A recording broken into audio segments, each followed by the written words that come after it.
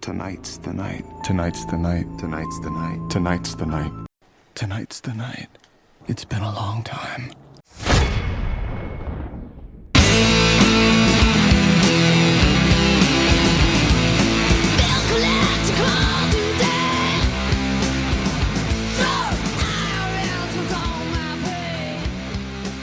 Hello there, and welcome to this week's episode of Dexter Unwrapped, a podcast where we wander into the shadows and unwrap the dark mind of everyone's favorite vigilante serial killer, Dexter Morgan. This week on Dexter Unwrapped, we're diving into episode 7 of Dexter Original Sin. In this episode, Dexter searches for a new dumping ground, Deborah and Sophia have a falling out, and we get a shocking new reveal. Once again, I'm your host, Michaela. And I'm Brooke. As always, there will be spoilers abound, so please continue with caution. And without further ado, go ahead and grab that forensics kit and come along while we unwrap episode 7, The Big Bad Body Problem. Okay, here we go. Episode 7. I can't believe we're this far into the season. We only have 3 episodes left. Yeah, that makes me so sad. Me too. And it's going to be, June before we get to do this again? Yeah, hopefully. We were talking summer sometime. Yeah. We were talking earlier and we were like, we need to do another podcast because this has been a lot of fun and I'm sad to see it go.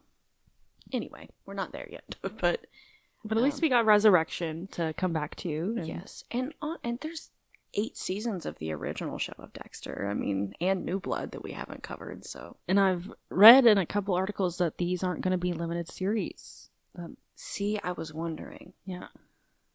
Both Original Sin and Resurrection aren't going to be limited series. That's what I've read, but I don't know. I feel like I would like it so much better if they just did like a little trilogy type deal. I agree. It kind of needed just to really finish out Dexter's story and wrap up everyone else's story as well in a way that people don't absolutely hate.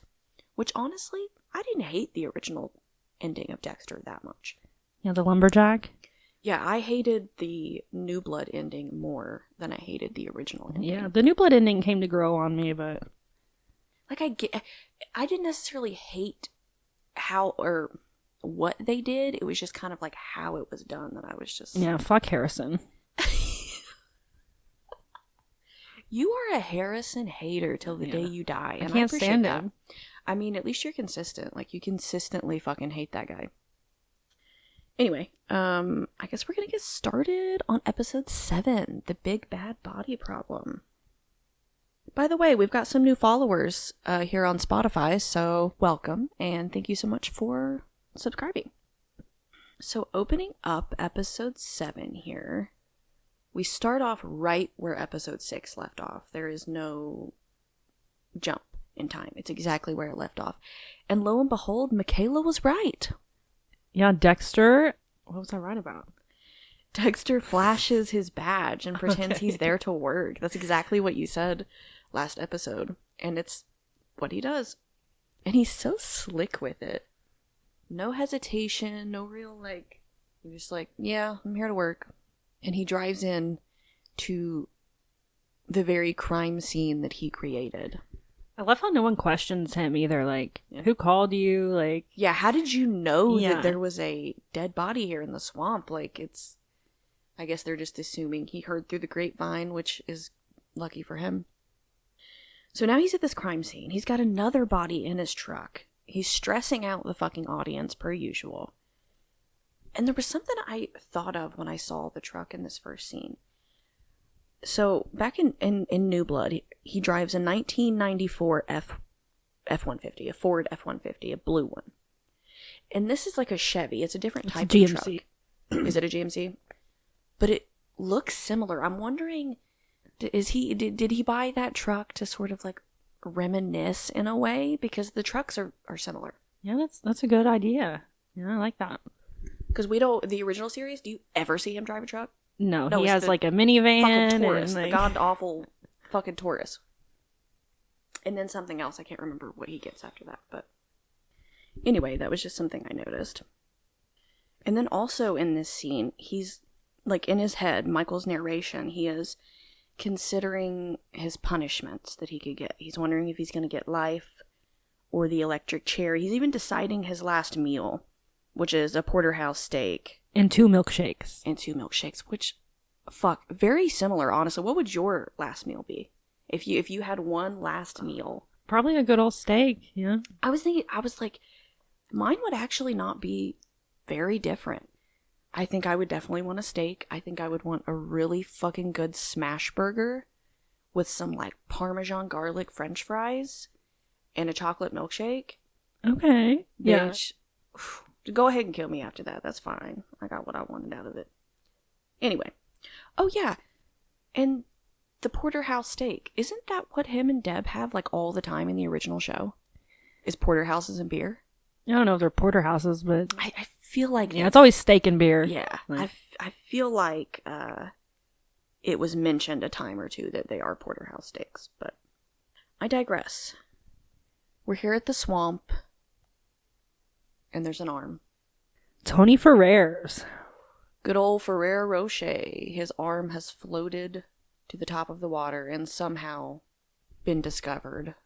This scene, Masuka tells him to take fingerprints of Tony Ferrer's hand. And he tries to talk Masuka out of it. Like, oh, you know, it's too waterlogged. There's not going to be any fingerprints. Masuka tells him to do it anyway. And the narration says, like, he knew the entire time that it probably was going to create fingerprints. Just everywhere he goes, he's just trying. Like, it's like everything he does, he has to try to cover his own ass. That seems so exhausting. Yeah, I mean, the number one rule is don't get caught. He's got to cover his tracks. So he decides his only real option is to lose this hand. And so he comes up with a fake gator attack. Masuka comes to his rescue. I'm just curious as to why the gators didn't eat the arm in the first place, and then he throws it back in there and they just devour it. Just missed it, I guess. In this scene also, like after he feeds the hand to the gator, he compares himself to the gators here. He says they didn't care who Tony Ferrer was, they just needed to feed. And he questions, was he any different? It seems like Levi Reed's last words are kind of sticking with him, and he's on this quest, it seems, throughout this show to figure out that answer. Is he a monster like these other people? Is he the same as Tony Ferrer, as Levi Reed, as the Gators? So Dexter lets the Gators get this hand, and that evidence is gone for now. LaGuerta, I think it's funny that LaGuerta asks if he's hungry after this little fiasco. And he pretends, he's like, no, not really. But the narration says, as much as I would have loved to eat, I still had garbage to take out. Once again, comparing the dark passenger to like an appetite. And not to veer off subject completely, but I kind of related this, like it just made me think of a movie we saw recently, which was Nosferatu. You must bounce on it. Crazy style. Robert Eggers' Nosferatu, which was incredible. And Count Orlok literally says to Ellen, I am an appetite, nothing more. That's a direct quote from the movie.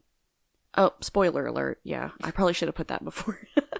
Spoiler alert for Nosferatu and for Dexter, I guess. But so in the same way, Ellen in Nosferatu, at the end, you know, eventually she lets the darkness consume her and lets the light shine on the darkest parts of, you know, who she is. I think we're seeing like a similar type of thing here, where Dexter is fighting that dark part of himself. But eventually he's gonna relent. He has to accept himself and the shadows that lurk within him. He's got to let the light shine on it. And I feel like that's the only way. I mean, we know how this ends up. We've all seen Dexter. So we know that's how this is going to go. But I don't know. It just made me think that. I thought it was a really interesting kind of like the whole attributing like the dark passenger to an appetite type thing. Thought it was really interesting and like provoked a lot of thought. Yeah, so I think that's what like initially drew me to the show Dexter in the first place, was that whole idea of the shadow self and accepting and living with the parts of you that you don't necessarily love and still trying to be good when you've been told that you're bad or evil or, you know.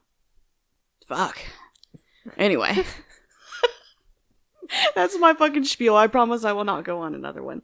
But, so here we've got, we go to our next scene and Dexter's trying to dispose of Levi Reed. Why the hell did he choose a dumpster? Girl, you're fucking telling me. I said, of all things. I know. I said, I'm sitting here watching it and I'm like narrating out loud. I'm like, there's no way that's going to work. He's going to have to, I guess this is the 90s. But like nowadays, you put a 6'4" man in they're going to find that shit immediately. They're going to clock that shit. Like, it's just not. Yeah, and just in the broad daylight, he's like lifting Levi. This is so stressful to me. And he keeps getting beeper codes. I love that shit, the beeper codes. It's their version of texting. It's how they texted back in the 90s. You know what I mean? But he keeps getting these beeper codes from Sophia while he's trying to dispose of Levi Reed's body. He's just like throwing like paper. He's just making sure no visible parts are seen. He's just putting like a bread bag over the guy's face. Like, it's stressing me out so fucking bad. Side note, the truck number is 420. I don't think that means anything, but I just wanted to note it. Okay. But yeah, so they take Levi Reed's body. Yeah, they dumped the dumpster immediately, and this was so silly. This was so silly. So, I mean, it is possible, though, that this is going to come back to haunt him, because his stupid mistakes always do. And I did want to mention, when he gets in the truck, he pulls a banana peel off of himself and throws it on the ground. Do you think that means anything? I don't know. I don't think so. I mean, it could be just like a little comedic moment, but the banana peel is the symbol. It's what people always slip on. So I'm just like, is he going to slip? Is this going to be a slip up? Is this a mistake? Or am I just being ridiculous? I don't know. And then we get this quick little scene with Nikki Spencer, who is still incarcerated by our big bad. He's like making a shank of some sort. Yeah, he's using his fucking brain. He's making a damn shiv. When I saw this, I said, here we go. Smart kid, at least. Yeah, this might be like a pivotal moment for this kid. Good for him. But we don't get to see anything. We go back to the house with Dexter and Deb. And Dexter's having a little snack. Some cold spaghetti. It's disgusting. Deborah said he smells like a hobo's asshole. And he's still getting beeper codes from Sophia. Apparently he hasn't called her since the double date, which is something I don't think he even realized he needed to do. No, he's clueless. Yeah, really. She teaches him some beeper codes. That's so funny that people would just send codes and you were just supposed to like know what that meant. Yeah, it'd be confusing as hell. We also get a little mention of Deb's potential college scholarship here. She and Harry seem to think she's in for a full ride, which is something we're going to get to later. So here also Dexter divulges to Harry everything that happened with Levi Reed, Ferrer Rocher, that whole debacle. He's telling Harry all about it in this scene. Yeah, Harry tells him. He's stressed the fuck out. Yeah. This man is always stressed the fuck out. His eyebrows are up to his fucking hairline, always. So Dexter's pretty much giving him the lowdown on everything that happened. And he eventually tells Dexter, you dodged a bullet. So he tells Dexter to go shower because he smells like shit. And then we see Harry sneaking a little ciggy. And we get a sick transition. Sick fucking transition. I love this transition so much. Of him blowing out the cigarette smoke. Beautiful. Sick transition. And it's interesting because we stay in present time. We don't, usually the transitions we go into a flashback, but the smoke Harry exhales fades into the exhaust from Dexter's truck. So we're staying in present time, which is interesting. And Dexter's trying to back out of the driveway for work, and Sophia just jumps in. Like a fucking bat out of hell. Look at her the way she where'd you come from? Fuck. We drove like that when we were kids, though. You know what I mean? We drove like assholes, so I get it. But she gets all up in the truck. She's like, why haven't you called me?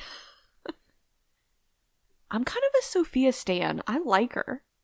Yeah, I like her too. She's not pussyfooting around. You know what I mean? She's very she direct. knows what she wants, and she's gonna get it. Yeah, I like her.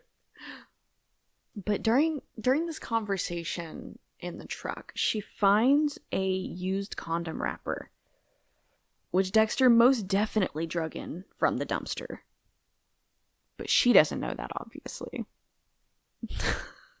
Yeah, she's pissed. He looks like a deer in headlights because he really didn't do it. I mean, He says he didn't cheat you on probably her. shouldn't touch that. He did. Yeah. He did murder someone, but he didn't cheat on her. But she effectively tells him to fuck all the way off, and even leaves Deb to find her own ride to school, which made me LOL. Sorry, Deb. Deb's always getting the shit end of everything. Yeah, Sophia was just too pissed. She probably didn't even realize she left Deb. She's like, I don't want to hear about y'all's bloodline right now. Fuck all of you. Alright, moving on from that whole debacle. Dexter's now at work. He's still contemplating on how the hell he's going to start dumping these fucking bodies effectively. I'm wondering if using Camilla's boat is going to come to him anytime soon. Yeah, I hope we get Camilla's boat sometime. I don't see why they would like throw it in there and mention it if we're not going to get anything. Yeah. So we're here at Miami Metro. They're full force on trying to find the cartel that they believe is responsible for these kidnappings, the Los Tigres cartel. But it seems like time is running out and they really don't have much. The captain says here he's really counting on everyone. He's really counting on everyone to make it happen. I mean, this is his child, right? Yeah, there's still no evidence. The evidence was no leads. eaten. LaGuerta tells everyone about, he questions about the arm that they found, and she said, the evidence was eaten, and everyone in the room looks at Dexter. Poor Dexter. He was just trying not to get caught. He's just trying to kill people in peace, Yeah, God. So now we're at school. We're with Deborah and Sophia. The scene is really funny. Sophia tells Deborah that she thinks Dexter's cheating on her. Yeah, she tells Deborah that she found a condom wrapper in his truck. And Deborah thinks it's hilarious. She says he probably just wanted to make some balloon animals with the condoms. She really sees her brother just as this nerdy, there's no way that Dexter would do that. And I feel like that carries over into the original Dexter show. Yeah, it does. Even with the Lila shit, she was like, what the fuck are you doing? Yeah, he lost his mind. I can't even talk about Lila. I'll get pissed. Let's just move on. I love Lila. You love yes. Lila? Oh, I love Lila. I love her. If I had to rank every single she'd be below the Trinity Killer. Really? Fuck Lila all the way. She is obviously a vampire. A gross English titty vampire. Anyway. I digress. So, despite Deborah's best efforts, Sophia isn't buying it. They have a bit of a falling out. And it's like Dexter's little secret hobbies already bleeding into her relationships now and making things difficult for her. Okay, so now we're back at Miami Metro once again with Dexter, and he's talking to Sanders, the cop who he's kind of friends with, and Sanders pulls him aside and asks him that he please not tell anyone that he saw him at a gay bar the few nights before. Yeah, I wonder if there's anything gonna come up with him or one of his friends. It feels weird for them to include it if not. Right. Not necessarily weird, it just feels wasted. Or I wonder if he's the killer. Sanders? Yeah. Sanders seems like a good guy, legitimately. He really does. But he's pretty much he's afraid Dexter's going to tell people that he's gay. And Dexter's like, dude, I literally chop people up. You're good. And after that little interaction, we go to LaGuerta. And Harry and the captain are all in the captain's office. And they're talking about the NHI cases. The scene pissed me off a little bit because I feel like LaGuerta went in there and just regurgitated everything Dexter said. She said she didn't believe him at first. No, it was all Dexter's theory, and she just kind of claimed it for herself. Yeah, she does that in the original show a couple times, I think, too. Yeah. Which, whatever, I guess, but it just irked me a little bit. The captain doesn't really seem convinced that, of the theory, but he relents, and he's like, okay, whatever.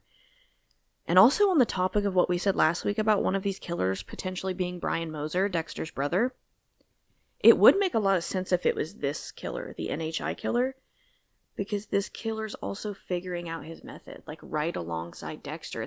They're parallel in they're figuring out how they like to do this. So it would make sense if that was Brian. Right, yeah. You know? We get a transition of Harry's face into a flashback with Laura Moser. Yeah, Laura is telling Harry that she is done. She wants out. Yeah. She says it's been almost a year. Like, she's over it. It's a long fucking time to be working undercover, man. But Harry promises her that she's going to be able to walk away as soon as they're done, as soon as they catch Estrada. But if not, she's going to go to jail and the children are going to be put in foster care. Which I think was really fucked up of Harry to say. I don't know, man. This show has made me like Harry less and less every episode. And I also found it a little odd that Dexter called Harry Daddy. Did you notice in that flashback? He's like, Daddy to Harry. Oh, the little Dexter? Yeah, young Dexter.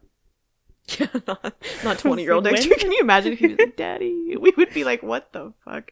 Turn this shit off. Anyway. Yeah, because, I mean, Harry's probably, he's, you know, like, been there every night. Like, the only stable male figure. It just struck me. So Harry eventually makes his way back home to Doris, you know, his fucking wife, and baby Deb. And Doris is serving. She gathers him the fuck up and tells him, I mean, she really just like, she's very stern. I like her too. She just knows what the fuck it is. You know what I mean? She told him, this is the first time that you've ever even said sorry about what you're doing. Yeah, and Harry told her he'd stop once the baby came, and he's still been doing it. Mm-hmm. He tells her it's over. And maybe it is. You know, we don't know. But, because it does seem like, you know, we're getting to the end of this storyline here, so maybe it is over between them. But either way, pretty much that flashback ends with Doris and Harry joining hands, and seemingly they're a happy family again. I don't know. Okay, so once we get out of that flashback, we're back in present day with Dexter, who's trying to figure out where the hell he's going to put these bodies. Yeah, he's got to find a new dumping ground. He makes a comment here about Biscayne Bay. Biscayne Bay being perfect, but he didn't have a boat yet.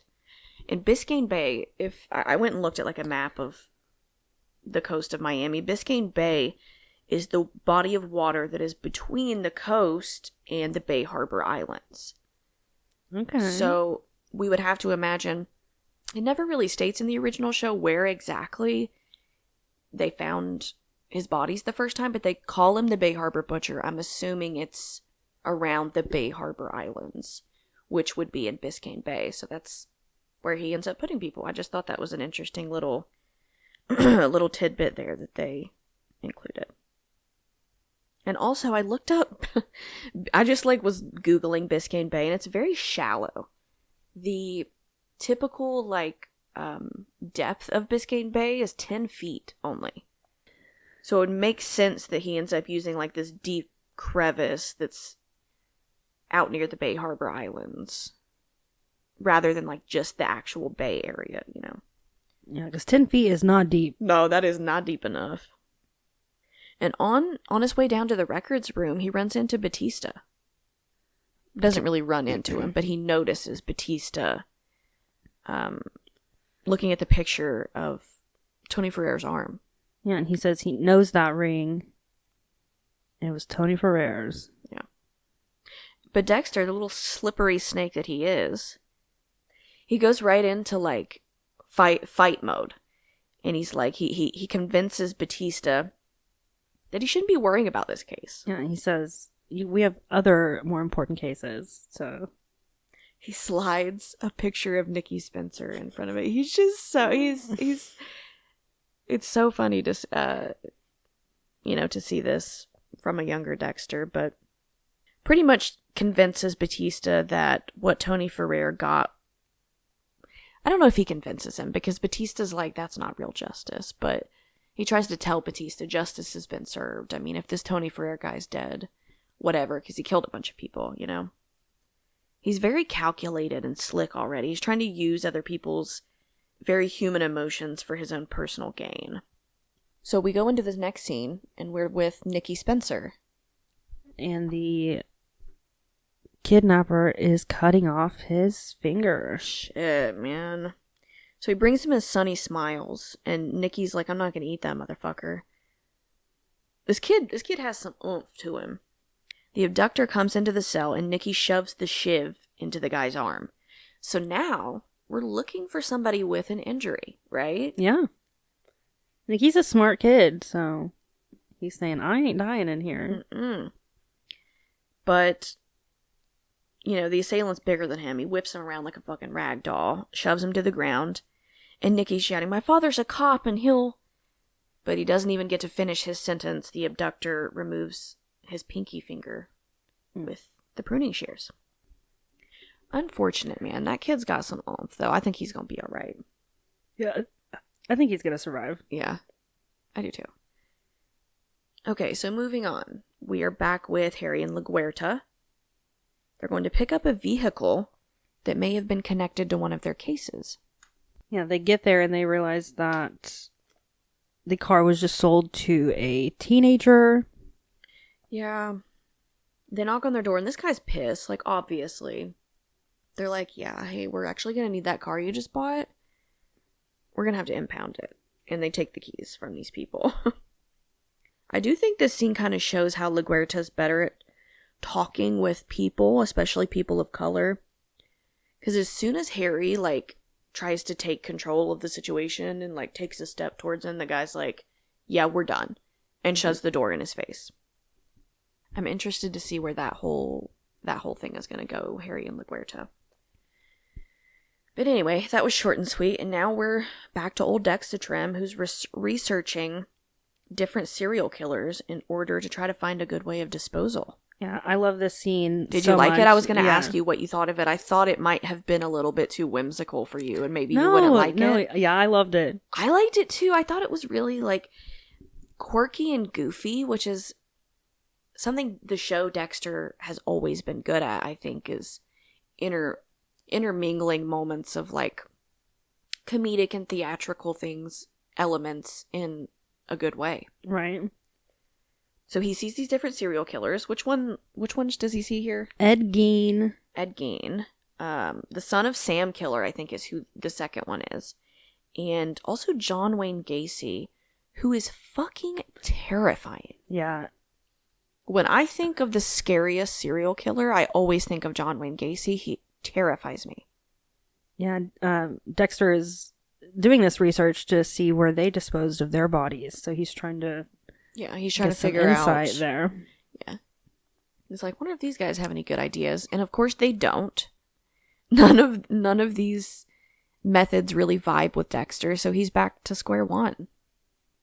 Did you know, I just saw the other day, they're doing a film about Ed Gein. And you know who's playing Ed Gein? Who?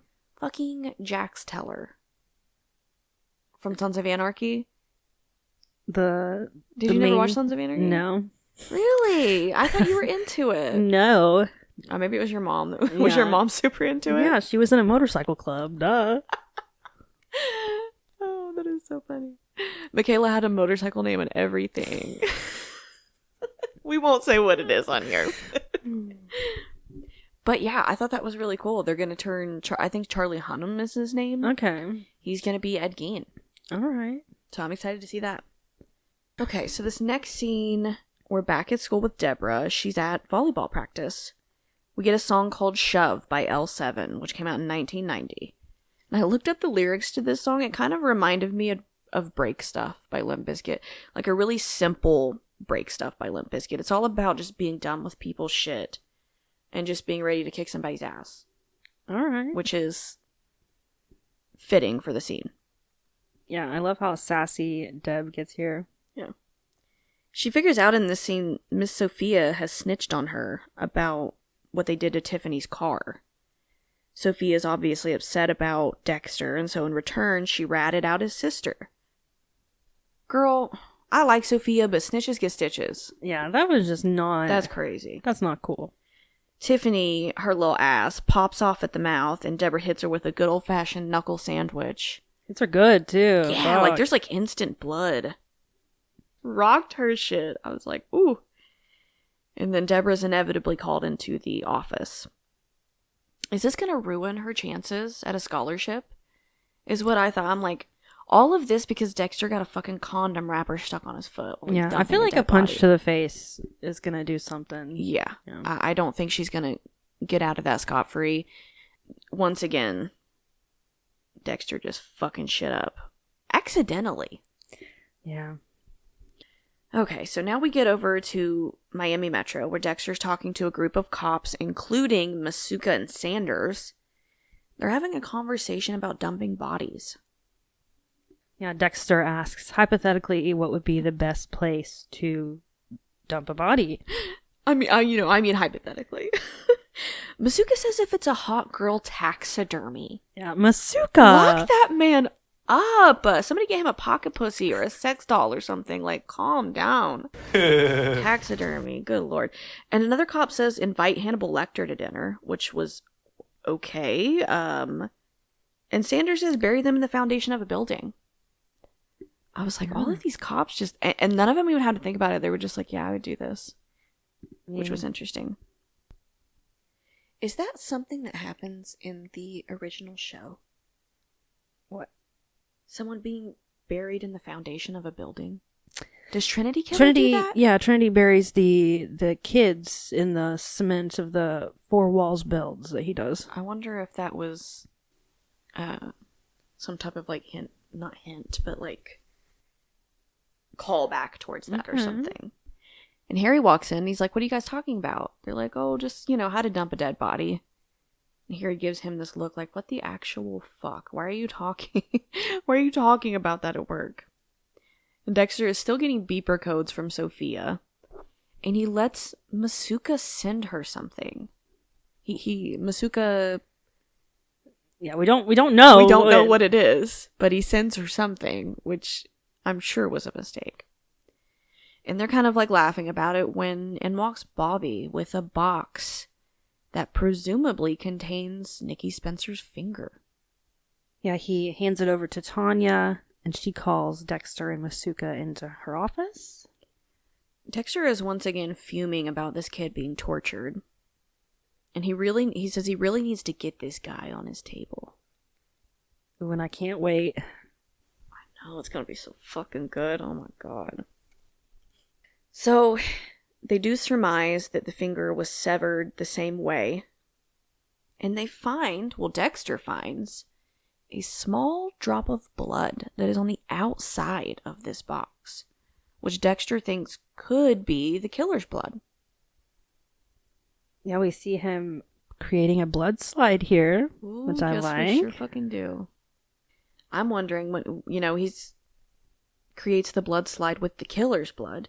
Is this going to be his very first blood slide trophy? Because this is the killer's blood. Ooh. Ooh.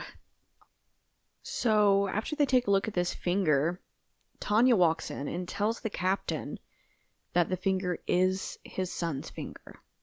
And she also says that they have found a drop of blood on the outside of the box and that they are testing it.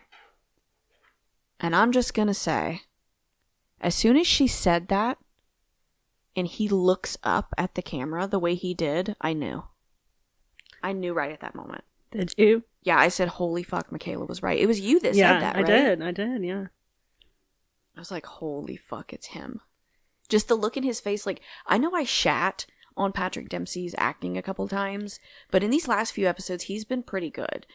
And that momentary look on his face was very telling. I think he's been suspicious the whole time, but yeah, that definitely gave it away. Yeah. I said, oh, fuck, it's him. Oh, fuck. He's like, great work, Tanya.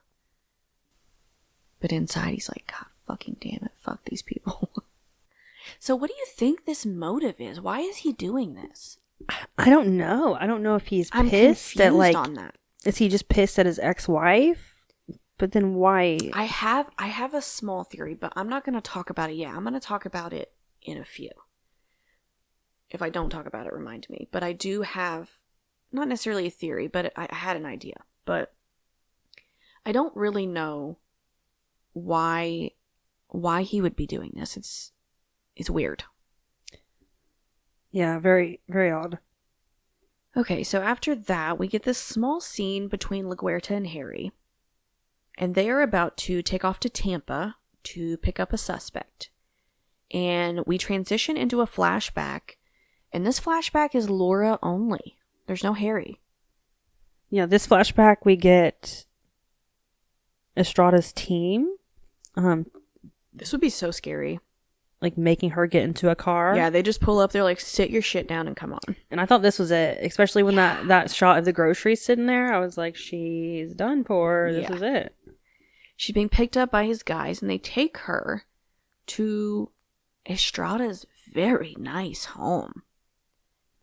And as soon as she walks in, they order her to strip down. Assumingly to ensure that she's not wearing any type of wire. Right. This guy's got a hella nice house. Yeah, he's out by the pool grilling some food. So they take Laura outside to... I mean, this guy's even got armed guards, like perching up on his balconies. I mean, this is the fucking kingpin. And so they're taking Laura outside. She's completely naked. I mean, she does have a robe on, but she's completely naked. And they take her out to meet Hector Estrada for the first time. I would be terrified. Yeah. To just be completely naked on top of, what a horrifying situation. Be so scary. And she finally meets Hector Estrada, who... I wrote in my notes, I took her to my penthouse and I freaked it. Why is he hot like that? He does not need to be hot like that. Yeah, he's ripped. What the fuck? Okay, Hector Estrada's hot, whatever. So he makes Laura get into the pool with him. She's completely naked now. And he's kind of grilling her on what her motivation is. Like, why does she want to do this? Why is she trying to make a living this way? He's just trying to understand. Like, I think he fully doesn't trust her all the way yet. And he's trying to get an idea of who she is. Yeah, she tells him that she just wants to provide for her kids, and she also wants what he has. The immense wealth and the power. I don't think that's true, obviously. I think she's just trying to stay the fuck out of jail. But this made me think she's really slick. She's really good at acting calm and cool and collected. I wonder if that's genetic. I wonder if Dexter and Brian got that ability from her. Not just from trauma or like being a psychopath, but I mean, she's a bad bitch. Yeah. Even in these terrifying situations, every time she just plays it off really well. Estrada mentions that there's a shipment going out next Tuesday and he really wants her to be there. Yeah, he says that he wants her to learn about how they do things. Is this true, or is this a trap? We don't know. All I know is I'm not ready. I can't believe he's going to chop her up. That hot-ass guy, I was like, that hot-ass guy is going to take a fucking chainsaw and chop this bitch up? Yeah, with her kids there? Like, come on. I'm so not prepared. Anyway, so we move on. We go back to Miami Metro. We're with Dexter. And he's taking a look at the case file of Nikki Spencer. Not before he gets a really interesting go to hell beeper code from Sophia. I wonder if that was the response to what Masuka said. So, I was like, Masuka said something fucking stupid. Oh Lord, he's definitely gonna have to pay for that later. But anyway, he goes to check out Nikki Spencer's finger and he realizes there's something up with it. There's a hesitation mark, and that was not found on Jimmy Powell's finger. Yeah, so why would the killer hesitate to cut off this kid's finger, but not the other kid's finger? So Dexter kind of, he starts going around in his brain trying to figure out what it all means.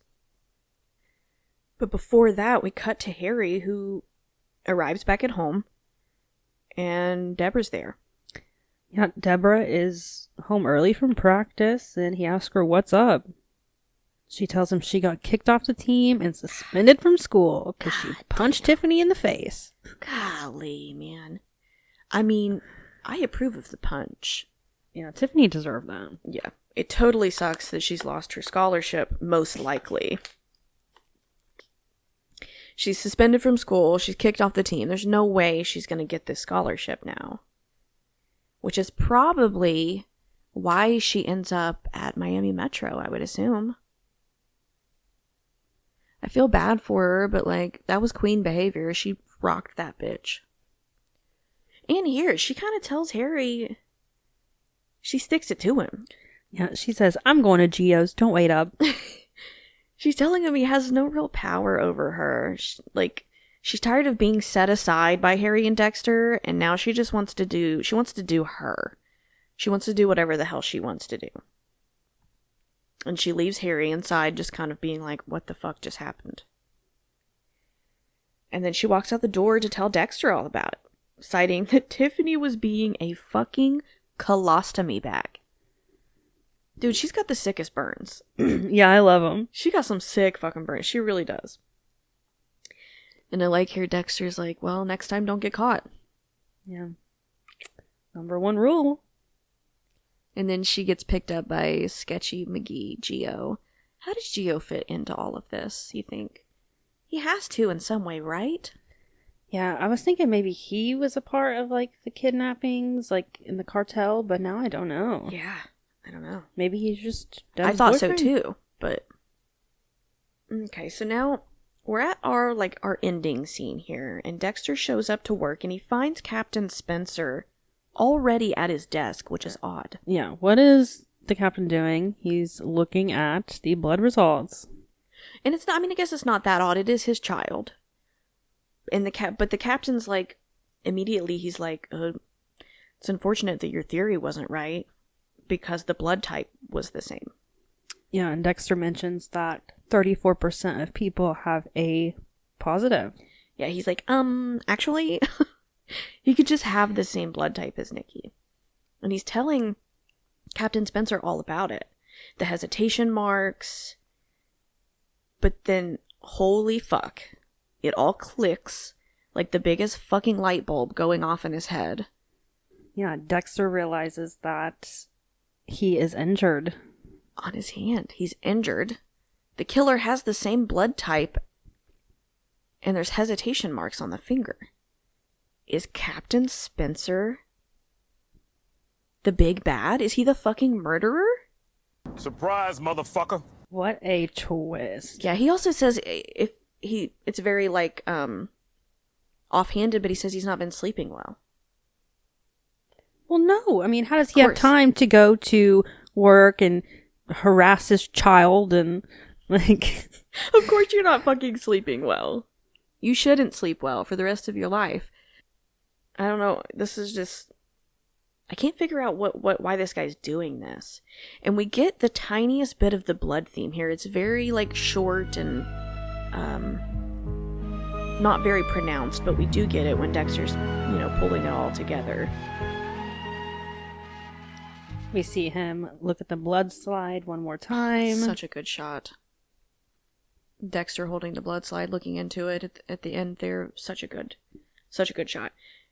In our last scene here, we see Captain Spencer. He's at the store. Yeah, he's doing some grocery shopping. And what the fuck is he buying? Some ham and cheese Sunny Smiles. Golly, man. And I think you said something similar. You said you thought that someone would open a fridge and there would be Sunny Smiles. Yeah, I feel like, because they mentioned it, so I feel like we had to have gotten somewhere But that exact scene was in my head. I was like, we're going to see someone at the store and they're going to be buying Sunny Smiles. And that's how we're going to know. And that's exactly what happened here. Yeah, and then the camera pans to his face and it's the captain. Sure is. Ding, ding, ding. Is Captain Spencer our next contender? I think Coming on down to Dexter's table. And I am ready. I'm ready too. Okay, so I wanted to talk about this thought that I had. What if it's not Captain Spencer? What if Captain Spencer is a red herring? Okay? Dexter does that sometimes. The show. You think he's just buying them for someone else? Maybe he's eating them because he's sad and his kid loves him. You know what I mean? Like, I just feel like, now, all of the evidence is pointing towards that it is Captain Spencer. I'm just, for shits and giggles, trying to play devil's advocate and thinking, what if it's like the mom's boyfriend or something like that? You know what I mean? Okay, I still don't like Tanya either. You don't like Tanya? No, I feel like she has something. She's just suspicious as hell. You think Tanya's suspicious? Yeah. Really? Wow, that's interesting. I mean, you have kind of a good, like, you always come up with really interesting theories that end up being pretty close to it. So I wouldn't be shocked if something was up with her, but that's something that I didn't pick up on. But I'm just thinking, why the hell is this guy doing this? Yeah, to his own child. Yeah, this is so weird. I don't get it. It's gotta be, it's interesting though. And I'm really pissed that we have to wait a week. Yeah, at least we don't have to wait 2 like we did for this one. Yeah, true. But this, oh my god, can you imagine if we'd had that cliffhanger and we had to wait 2 weeks? We'd have lost our damn minds. We'd have turned into werewolves or something.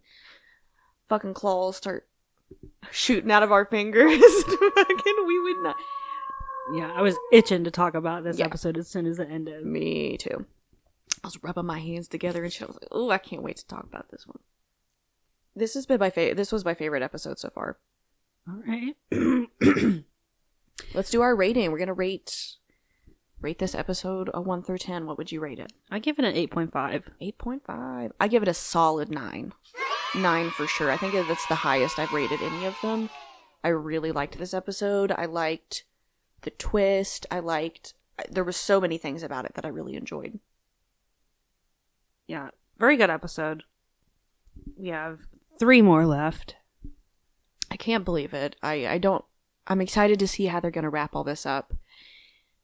I mean, wouldn't it be so interesting, though, if that other killer was Brian and he ends up getting away? Yeah, see, that's what I'm thinking might happen. Like, those murders are going to go unsolved. Or someone else, like the wrong person's going to get blamed for it, or something like that. When in reality, it's Brian. Yeah.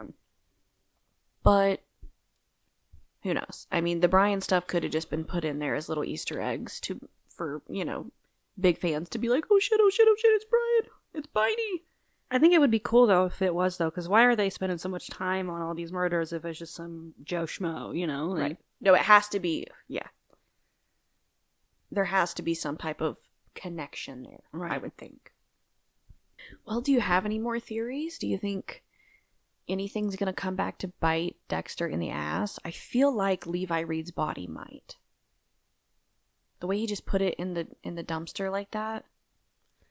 Yeah, but then it showed the dumping grounds. It was pretty large, so yeah, maybe he gets away with that one. Maybe. Do you think that the captain is gonna get disposed of in the ocean? Oh my fucking his God. His first blood slide trophy, his first dump in Biscayne Bay, Bay Harbor, wherever. It never says specifically, I don't think. And I'm still curious about Captain Matthews. Yeah, when is he going to come into all of this? So is he going to take Captain Spencer's place? I bet he is. Are we going to get to see Captain Matthews in a flashback when Laura gets chopped up? Because we saw him in the original. Really? Yeah, Captain Matthews was there. He was when at Dexter the got scene. rescued. Yes, so I wonder if maybe we're going to get that and then it'll transition into the 90 timeline and we're going to meet Captain Matthews. What if they do like a side-by-side of Laura getting chopped up with like him chopping up Captain Spencer at the same time? That would be nice. That would be sick. Some crazy 90s music playing. That would be... I think it's going to be interesting. Dude, if we get to see Patrick Dempsey on Dexter's table... I am McDreamy? McDreamy? Come on now. Like, I'm ready. I'm ready for that. On the fucking kill table? That would be so iconic. And is Dexter going to cut off one of his fingers? Come on. Like, he deserves it. Oh my god. Like, he cut does. off one of those fucking fingers. He so does. That's okay. I hope so. It's a great idea. So, did you do a Deb fuck count for this episode? Yes, the Deb fuck count is 8. 8? What's that put us at? 50? Wait, what You was cannot get a grip on the fuck count, dude. I'm about to take it away from you. 59. Okay. Okay, so we are at 59? Yeah, 59. Okay. 59 fucks. 59? 59. Yeah. I don't believe you. What do Are you you mean? Yes, we were up to 51 last week. Let me go back to my notes. Just verify. God, we fucked this all Yes, up. last week's total was 51. And then we had So we're now 8. at 59. Yes. 59 fucks, and we only have 3 more episodes. Yeah. Our girl better lock in. We gotta get to 100. Come on. Yeah. Do you have any theories on how this is all going to end? Like, are we going to go into resurrection somehow? Or are they going to just end it? I feel like if they don't, you know how at the beginning it zooms? We talked about the zooming. Right. It zooms out, I think. I don't know. We should definitely know that. It either zooms out or zooms in. We should have that at the end, right? I It's would like him assume so. coming, like that's has to be what this is. Yeah, is he going to wake up? Like, But then it goes to beg the question of how would they do another season of Dexter Original Sin? I don't really think they should. yeah, I personally don't think they should either. Personally. But I guess we'll see. I think they should wrap it all up in this season. I am gonna miss Patrick Gibson as Dexter. Yes, I know. I was such a hater at first, but I am in love with him. I love it so much. I've fallen in love with all of the characters. I think they're all doing such a good job, and I am gonna miss the show. And it sucks that it would only be one season, but in the name of like keeping it meaningful, Right. I think they should only do the one season, and I think it should end. I mean, I'm assuming with him killing Captain Spencer. Well, our next episode is titled Business and Pleasure. So I'm thinking maybe that's going to be Laura. Laura getting chopped up. And then we have Blood Drive. Blood Drive? Blood Drive is our penultimate. Okay. And then we get Code Blues as our finale. That's interesting. Yeah.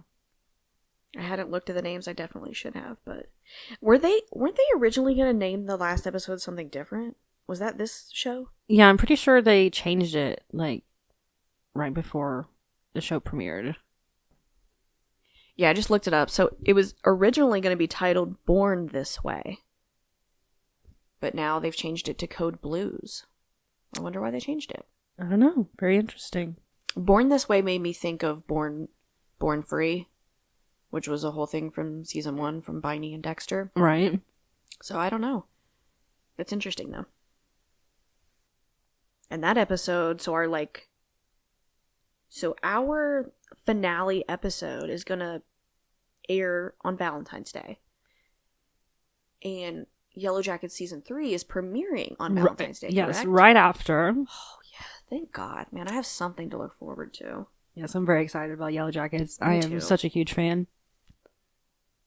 Yeah, if anybody needs like show recommendations, we would recommend Yellow Jackets and we would recommend Severance. Those are the 2 shows that I am just would die on a fucking hill for those shows. They're great.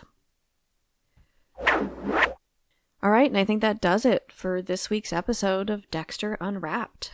Remember, you guys can follow us on Twitter, on TikTok, which is still alive, crazily enough, and Instagram. We are at Dexter Unwrapped, and you can also subscribe on YouTube, on Spotify. We would appreciate it very much. We will continue to post every week to cover each new episode of Dexter Original Sin, and we'll be back next week to cover episode 8, which is titled Business and Pleasure. Once again, I'm Brooke. And I'm Michaela. And until next time, stay safe and keep that dark passenger in check.